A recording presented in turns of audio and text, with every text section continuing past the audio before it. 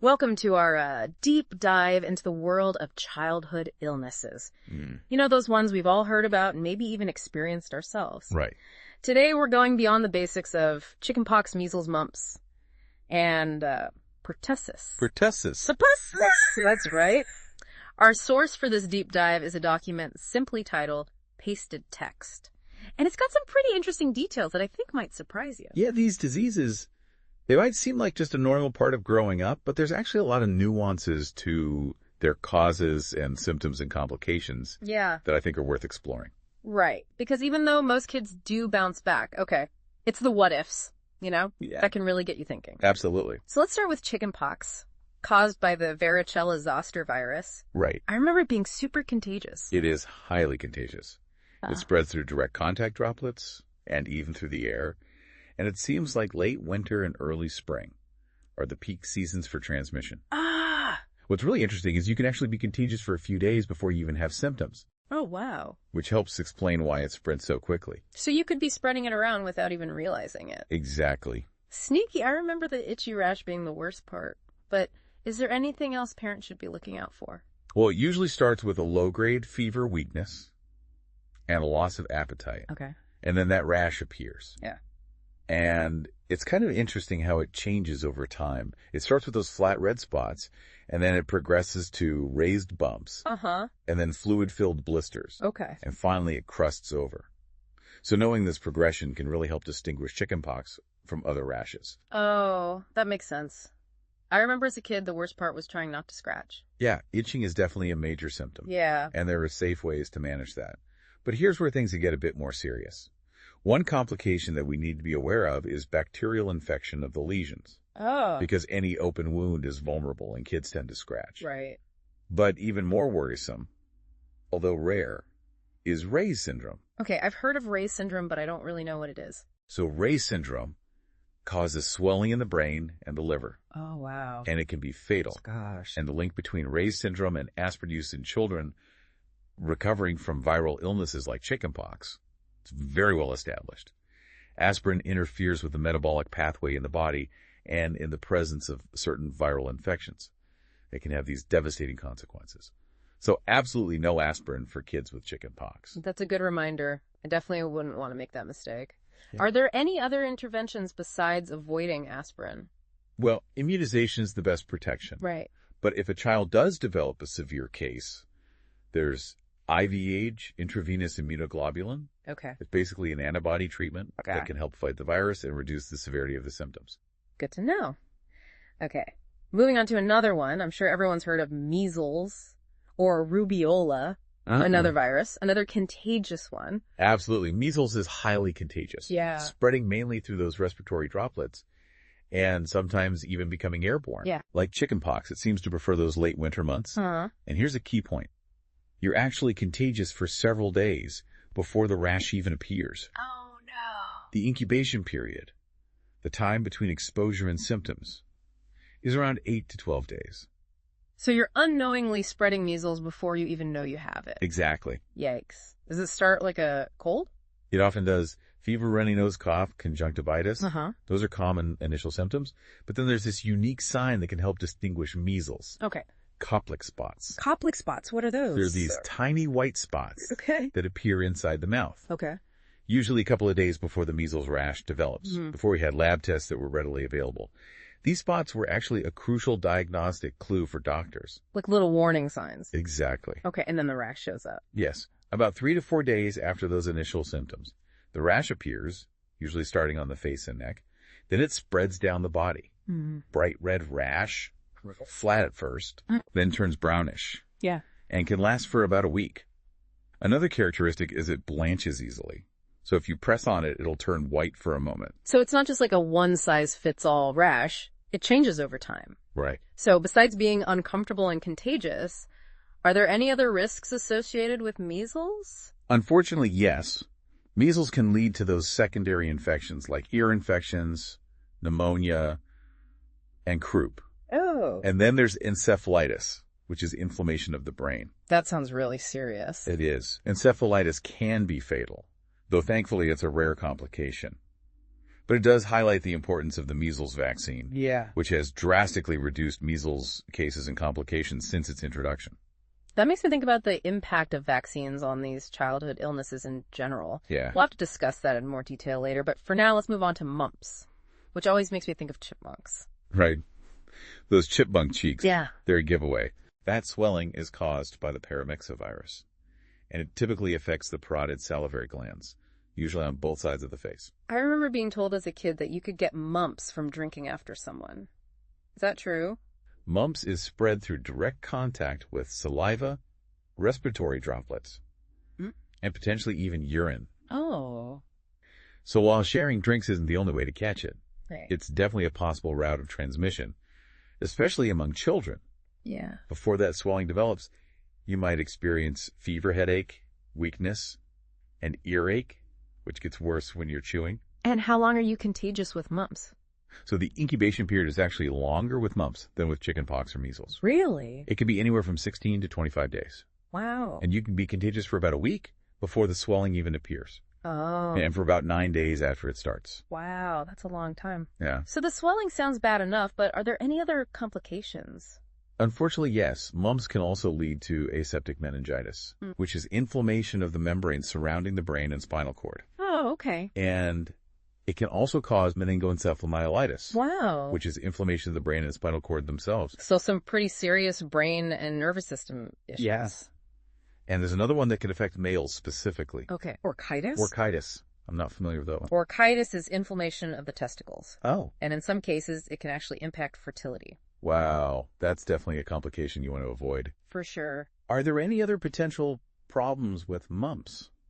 Thankfully, they're rare, but mumps can also lead to inflammation of the ovaries or breasts, Okay. hearing impairment, and even Ray's syndrome, just like with chickenpox. So again, avoiding aspirin for kids with viral illnesses is really important. It is. I'm curious, how did people deal with mumps before we had a vaccine? So mumps used to be incredibly common, Right. causing these widespread outbreaks, particularly in schools. Before the mumps vaccine was introduced in the 1960s, It was just something that most kids got. The vaccine has led to a significant decline in cases. wow. It's a powerful testament to the impact of immunization. Okay. Let's move on to the last illness on our list today. Pertussis, better known as whooping cough.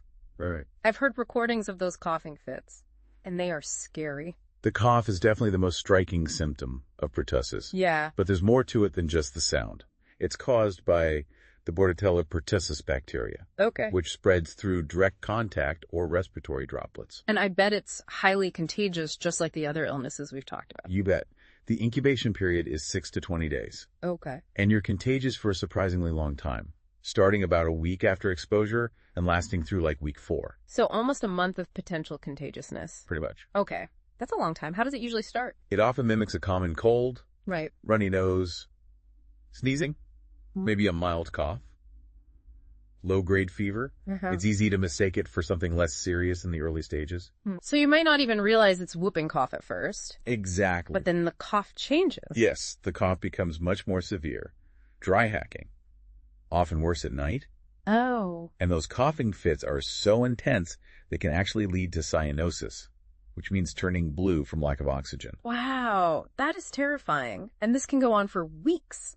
Yes, that intense coughing can persist for several weeks. Wow. It's incredibly debilitating.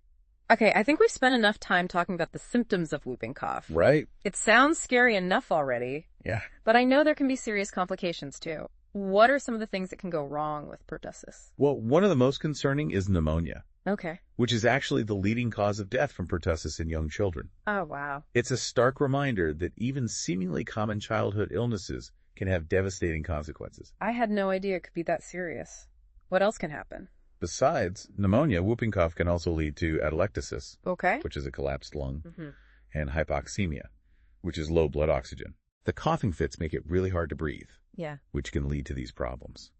And another concern is malnutrition and dehydration, Oh, right. because it can be so difficult to eat or drink during those coughing episodes. Okay, I'm convinced this is one illness you really want to avoid. What are our options for prevention and treatment? Well, we do have a vaccine for pertussis, the DCAP-Y vaccine. Okay. And if someone does get infected, antibiotics like erythromycin, azithromycin, or clarithromycin are effective. That's good news. What about supportive care? Supportive care is crucial, especially for infants who often need to be hospitalized. Oh, wow. They might need fluids, oxygen, and suctioning to clear their airways. Early diagnosis and treatment are really key to preventing those serious complications. So we've covered the basics of 4 major childhood illnesses: chickenpox, measles, mumps, and pertussis. You've given us a lot to think about already. Yeah. But now I'm wondering, what's the bigger picture here? Why should we care about these illnesses today? That's a great question, and it's definitely something we're going to explore in the next part of our deep dive. We'll look at the impact of vaccines, the challenges of vaccine hesitancy, and how societal awareness and public health measures play a role in disease prevention. Stay tuned. So we just dove deep into these 4 common childhood illnesses: chickenpox, measles, mumps, and whooping cough. Right. And it's easy to just think, oh, those are just kid things. You know, everybody gets them. Right. But as we heard, there can be some pretty serious consequences. Exactly. That's why I think it's important to kind of zoom out and look at the bigger picture here. Yeah. It's easy to downplay these illnesses, especially in a world where we do have vaccines. Right.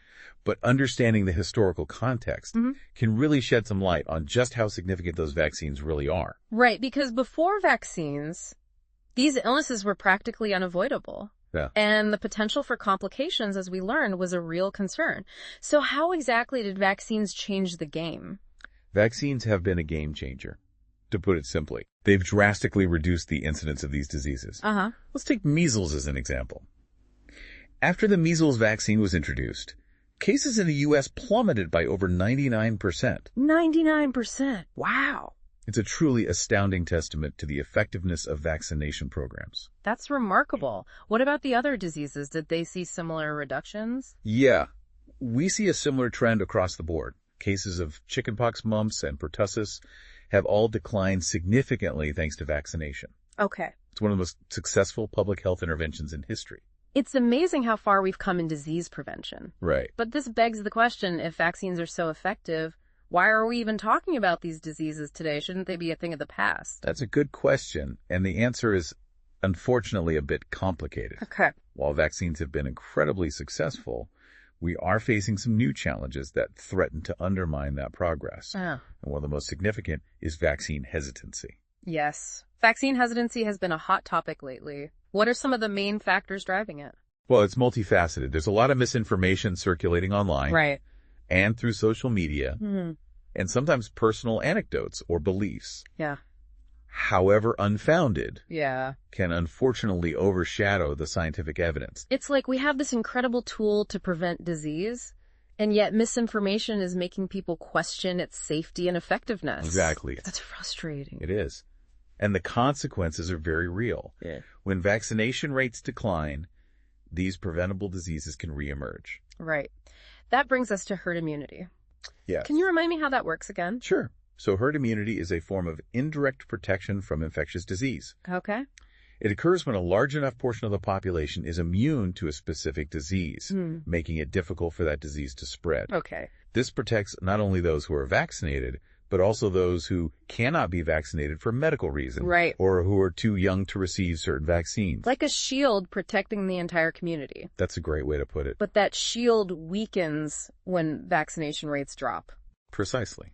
And we are seeing the consequences of this in some areas. Yeah. Outbreaks of measles, for example, are becoming more common in communities with low vaccination rates. So what can we do to address this? How do we combat vaccine hesitancy and ensure those high vaccination rates to maintain that herd immunity? Education is key. Okay. We need clear, accurate, and accessible information about vaccines, their safety, their efficacy, and their importance in protecting both individuals and communities. It sounds like a role for healthcare providers, too. Absolutely. Yeah. Healthcare providers play a crucial role in providing that evidence-based information to their patients, addressing their concerns, and building trust. It's about open and honest conversations, not just lectures or pronouncements. Right. Okay, so education and open communication are key. Yes. But what about public health measures? Things like isolation and quarantine, contact tracing, and so on. Right. Don't those help to control outbreaks even if someone isn't vaccinated? Those measures are incredibly important. Yeah. Public health interventions are essential for preventing and controlling outbreaks. especially when we're dealing with highly contagious diseases like the ones we've been discussing. Right. Isolation of infected individuals, quarantine of those who've been exposed, and contact tracing to identify potential cases. These are all critical tools in the public health arsenal. So it's a combination of individual actions like vaccination and those broader public health efforts that really make the difference. Exactly. It's a shared responsibility. Yeah. We need both individual actions and societal efforts to effectively prevent and control these diseases. It sounds like the future of childhood illness prevention is a complex landscape. It is. We have these incredibly effective tools in the form of vaccines, Right. but we also have these new challenges in maintaining those high vaccination rates and addressing misinformation. Yeah. It feels like we're at kind of a turning point. I think you've hit the nail on the head. Yeah. We're facing this paradox. We have the knowledge and technology to protect children from preventable diseases, No. but we're facing these barriers to fully utilizing those tools. It makes you wonder, where do we go from here? What does that next chapter look like? What will the future of disease prevention hold? That's exactly what we're going to explore in the final part of our deep dive. Okay. We'll delve into the future of disease prevention, Okay. looking at emerging technologies and the ongoing fight against misinformation. Welcome back to our deep dive into childhood illnesses. We've explored those familiar diseases, chickenpox, measles, mumps, and pertussis, and uncovered some surprising details along the way. Right. We've also talked about those incredible vaccines Yeah. and the challenges we're facing with vaccine hesitancy. But now let's shift gears a little bit and look ahead to the future of childhood illness prevention. What's on the horizon? It's a fascinating question, and as with any prediction, there's those elements of certainty and uncertainty. Right. But what we do know is that science and technology are constantly evolving, opening up those new possibilities for disease prevention. So what kind of advancements are we talking about? Are we going to have personalized vaccines based on our DNA? Or maybe some futuristic nanobots that patrol our bodies, zapping those pesky viruses? Well, maybe not nanobots just yet. Okay. But personalized medicine is definitely a growing field with huge potential for disease prevention. Imagine being able to tailor vaccination schedules Right. and preventive strategies based on a person's genetic makeup and their individual risk factors. Wow. That's the kind of precision medicine we're moving towards. That sounds incredibly futuristic. It is. What about those new and improved vaccines you mentioned earlier? Yeah. Are we going to have vaccines that are more effective and longer lasting and maybe even easier to administer? Well, researchers are actively working on all of those fronts. Okay. One really exciting area is the development of vaccines that target a broader range of pathogens. Okay. Imagine a single vaccine that could protect against multiple childhood illnesses. Wow. A one-and-done vaccine for all those diseases. That's the idea. That would be revolutionary. It'd be a game changer for sure. And there's been a lot of progress in developing vaccines that are more durable, providing that longer-lasting immunity. Okay. This could mean fewer booster shots, which would simplify vaccination schedules. Right. And potentially increase compliance. That's a huge win. Absolutely. Okay. So we've got personalized vaccines, broader spectrum vaccines, longer lasting immunity. What else is cooking in the lab? Well, one area that's gaining traction is the use of adjuvants. Adjuvants. These are substances that are added to vaccines to enhance the immune response, Okay. making them more effective. It's like giving the immune system a little extra boost. Exactly. And there are also some really exciting developments in vaccine delivery methods as well. Oh, like what? We're seeing progress with nasal sprays, microneedle patches, and even edible vaccines. Edible vaccines. So you can just pop a pill or chew a gummy to get immunized. That's the idea. That would make things a lot easier, especially for kids who are afraid of needles. It would definitely make the process less intimidating. Right. But beyond all of these technological advancements, Yeah. there's another crucial aspect of disease prevention that I think we need to focus on. And that is? Combating misinformation. Right. It's a battle that's just as important as developing new vaccines. Because even with all these amazing scientific breakthroughs, if people are hesitant or afraid to vaccinate themselves or their children, it won't matter much. Exactly. We talked about this a bit in the context of vaccine hesitancy, but it sounds like it's an even broader issue. It is. Misinformation spreads so quickly and easily, especially online. Yeah. And it can be really difficult to counter those false narratives once they take root. So how do we fight back against this tidal wave of misinformation? It's a multifaceted challenge. Yeah. And there's no easy solution. Right. But I think some key strategies involve promoting media literacy, supporting fact-checking initiatives, and working with social media platforms to limit the spread of harmful content. It sounds like a constant uphill battle. It can feel that way at times, but it's a battle worth fighting. Accurate, reliable information is crucial for public health. Yeah. And we need to equip people with the tools to discern fact from fiction. It's a reminder that knowledge is power. It is. And that empowering people to make informed decisions about their health is so important. Absolutely. And that empowerment comes from providing that clear, concise, and trustworthy information. It's about building trust, not just presenting facts and figures. Well said. So as we wrap up this deep dive into the world of childhood illnesses and their prevention, what's the one key takeaway for our listeners? What should they be thinking about as they process all this information? I think the key takeaway is that while there are challenges ahead, there's also tremendous cause for hope. We have powerful tools at our disposal, and with ongoing research innovation and a commitment to combating that misinformation, we can continue to make strides in protecting future generations from these preventable diseases. That's inspiring. Even amidst the uncertainty and challenges, there's a path forward. It's a path we must continue to forge together. Well said. Thank you so much for joining us on this journey into the world of childhood illnesses and their prevention. It's been an enlightening conversation, leaving us with both knowledge and a sense of optimism about the future. It's been a pleasure. And remember, staying informed and engaged is a key part of creating that healthier future for all. Until next time, stay curious and stay well.